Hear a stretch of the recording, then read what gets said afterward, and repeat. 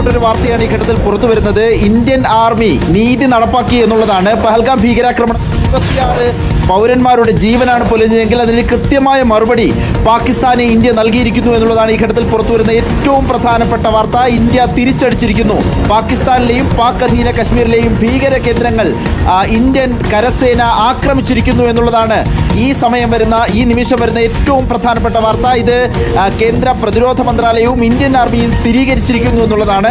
Indian ആർമിയുടെ എക്സിൽ കുറിച്ച പോസ്റ്റ് ജസ്റ്റിസ് ഈസ് സെർവഡ് എന്നുള്ളതാണ്. നീതി നടപ്പാക്കിയിരിക്കുന്നു ഇന്ത്യൻ ആർമി എന്ന നിലയിൽ കുറിപ്പ് പ്രതികരിച്ചിരിക്കുന്നു. ഒപ്പം കൃത്യമായ പത്രക്കുറിപ്പ് കൂടി പുറത്തിറക്കിയിരിക്കുകയാണ്. ഓപ്പറേഷൻ സിന്ധൂർ എന്ന പേരിലാണ് ഈ ഓപ്പറേഷൻ നടപ്പാക്കിയിരിക്കുന്നത്.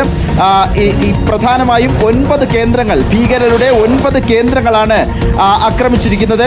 ഓപ്പറേഷൻ സിന്ധൂർ എന്ന പേരിലാണ് നീതി നടപ്പാക്കിയിരിക്കുന്നത് കരസേന എന്നതാണ് ഈ ഘട്ടത്തിൽ വരുന്ന ഏറ്റവും പ്രധാനപ്പെട്ട വാർത്ത.